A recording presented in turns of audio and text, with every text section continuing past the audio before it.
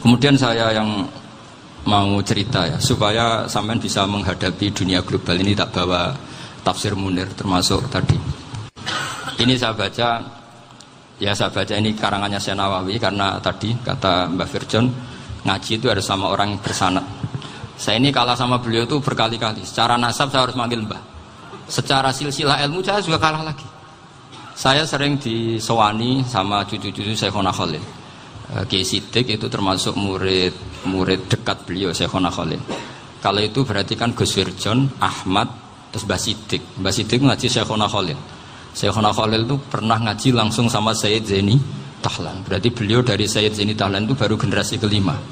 Sementara saya itu sudah ke-7 atau ke-6. Saya, Mbah Mun, Mbah Karim misalnya, Mbah Hashim, Mbah Mahfud Termas, Sayyid Abi Bakar Sato, yang arangnya Anatul Talibin, baru Sayyid Zaini Tahlan. Berarti saya ke-7, kalah lagi. Tapi untuk jadi wali biasanya cepat saya. Karena syaratnya jadi mbah itu ngalah demi putu. Jadi kalau beliau ngotot, saya dulu Gusti, saya mbahnya. Wah, itu mbah yang nggak baik. Pasti jatahnya dikasihkan apa? Cucunya dulu. Makanya Abdul Muthalib itu orang yang dapat wangsit, tapi yang jadi nabi itu cucunya. Jadi dalil saya banyak. Sebenarnya Abdul Muthalib itu sudah sering dapat wangsit. Karena saya bahasakan wahyu, Nabi yang protes, enggak Nabi kok dapat wahyu. Tapi sebetulnya Abdul Muthalib itu masyhur. Kalimat-kalimatnya menunjukkan bahwa beliau itu sudah dapat wahyu kalau nanti cucunya itu jadi apa? Nabi. Makanya senangnya bukan main Abdul Muthalib sama Rasulullah. Putu seneng, mbah seneng putu. Jadi mungkin, jadi sampean enggak usah protes loh. Yang jadi wali kok cucunya. Loh, betul. Dulu Mbah Hamid Pasuruan itu kalau Mbah Ahmad Siddiq ke sana, Mbah Hamid Pasuruan kalau manggil Mbah Ahmad Siddiq itu paman. Tapi pamannya minta ijazah ke ponaan. Apa ya gara-gara itu memang. Kalau itu masih berlaku, apa? Ngalah tadi. Kayaknya masih, apa? Hawane masih. Karena melihat tren-tren langit masih gitu kayaknya masih. Masih itu. Ya. Tapi banyak tetap dapat jatah, tenang saja nanti. Tapi memang sebaiknya mbah itu legowo. Rasulullah Muhammad SAW itu terkenal min dzurriyyati Ibrahim. Tapi kata Rasulullah, ana dakwatu Ibrahim wa bisyaratu Isa. Aku nganti ngene iki barokah dongane Nabi siapa? Ibrahim. Jadi dongane Nabi Ibrahim ya tiba teng putu. Jadi banyak bukti bahwa jatuhnya ke putu gitu. Tadi saya di kamar sama beliau berduaan. Nih Mbah sing dadi wali di sini, aku webah. Cocokan tadi. Nah, kenapa saya akhir-akhir ini gulirkan daftar wali? Kenapa? Saya ini resah ya, orang sudah ingin dicintai pejabat, dicintai tetangga, dicintai teman. Tapi kadang-kadang orang lupa lagi dicintai apa? Makanya saya meskipun guyon, tapi ini amdan, bukan sahwan. Supaya orang punya cita-cita lagi jadi wali, ingin dicintai Allah. Kita ini terlalu lama ingin dicintai makhluk. Mbok ya naik kelas sedikit lah. Ingin dicintai Allah Subhanahu wa ta'ala. Meskipun saya guyon, tapi tadi guyon saya itu lebih serius ketimbang serius Anda. Karena tak pikir. Saya tuh kalau pergi itu seneng ngebis, bukan karena saya tidak punya mobil, tapi saya sering mau butuh itu supaya nggak diganggu. Karena saya tuh harus punya waktu sendiri. Kalau bis kan ketemu orang nggak kenal, tapi sekarang ya agak susah, banyak yang kenal. Dan susahnya lagi nggak minta ijazah, minta foto. Repot tuh. Mau dibenci itu umatnya Rasulullah Shallallahu Alaihi Wasallam. Mau disetujui itu sanatnya mana? Kalau ketemu orang alim minta apa? Foto. Itu nggak ada sanatnya. Nggak tahu saya itu mazhab dari mana itu. Ya mazhab milenial yang jelas itu kan.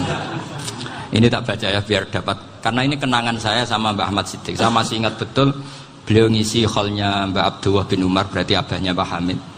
Karena mbah saya itu Fatimah binti Khalid bin Umar, kalau Mbah Hamid itu Hamid bin Abdullah bin Umar.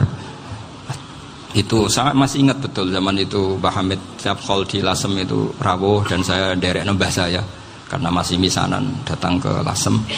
Itu beliau pas itu ngisi sama Mbah Mun. Mbah Mun masih muda, Ki Ahmad Siddiq sepuh senior.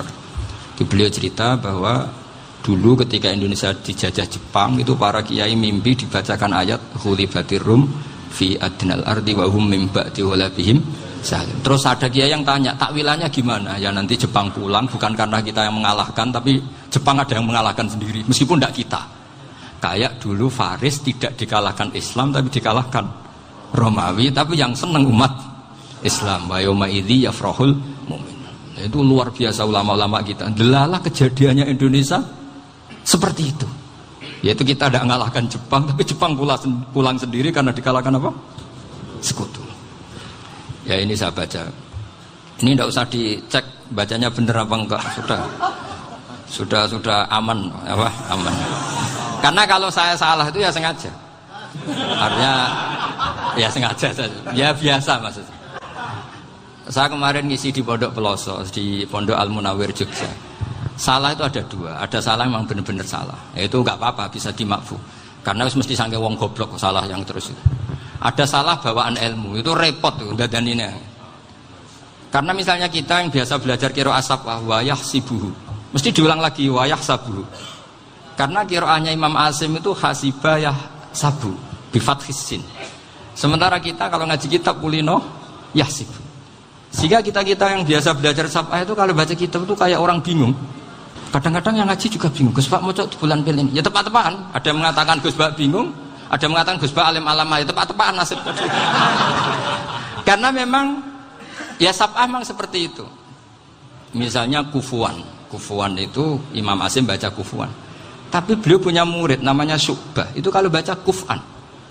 Makanya kita itu, ini kan khataman Quran ya. Jadi saya menyinggung sedikit tentang qiraah sab'ah. Tadi beliau juga sudah tak kasih kitab saya Hifdzuna Liyadal Mushaf. Sama tak ajari latihan sab'ah. Memang angel ya. Makanya yang nggak bisa itu wong pinter. Sudah tahu angel ya nggak usah diteruskan kan. Orang menghindari barang angel itu pinter apa goblok? Pinter.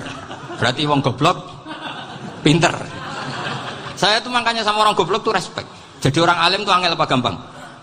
Angel. Menghindari barang angel pinter apa goblok? Loh, orang menghindari barang angel pinter apa goblok? Pinter. Berarti wong goblok pinter. Jadi saya sama orang-orang goblok itu respect. Sudah tahu jadi orang alim angel ya barang angel ya harus dihindari. Makanya saya ini insya Allah umatnya Nabi yang termasuk yang terbaik. Amin. Karena mencintai umatnya Nabi termasuk yang goblok. Itu tidak gampang itu.